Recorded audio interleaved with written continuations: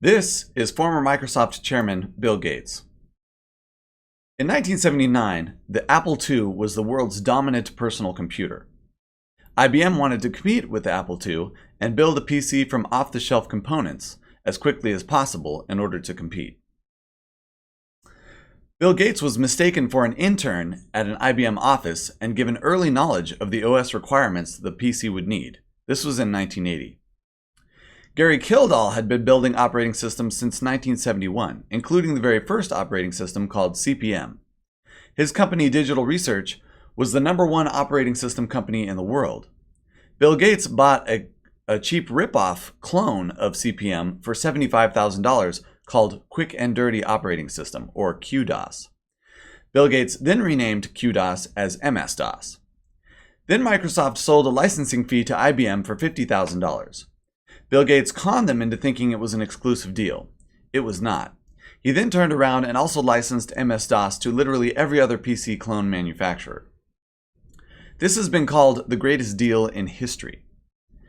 Gary Kildall later got divorced, quit his television show, fell into depression, became an alcoholic, and died in a fistfight at a biker bar. This is how Bill Gates and Microsoft got its start. Stealing an operating system and then conning IBM, the largest technology company in the world, leading to the actual inventor of the operating system to basically slowly kill himself. Bill then stole all of the interface designs of the Apple Mac, which Steve Jobs had already stolen from Xerox, and transitioned DOS into Windows.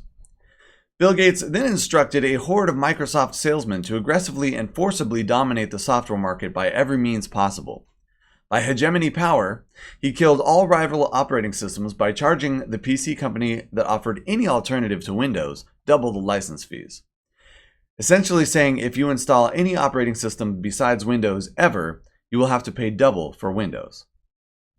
He then cloned several other softwares and made Microsoft versions that were initially bundled for free with Windows, basically eliminating all competition in the software market. He did this with Windows Media Player, Microsoft Office, literally every Microsoft product, software product that is not Windows. And of course, he did it with Windows itself as well, so this shouldn't be a surprise. His tactics were so relentless, evil, and illegal that Microsoft was ruled by a Chicago court to be an illegal monopoly. Microsoft was later forced to pay billions in many other settlements for illegal and unfair business practices, both in Europe and across the world.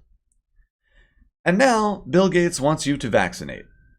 And he's already been implicated in many horrific vaccine injuries in the third world, including a massive campaign with many brutalities in India for which the Gates Foundation was evicted.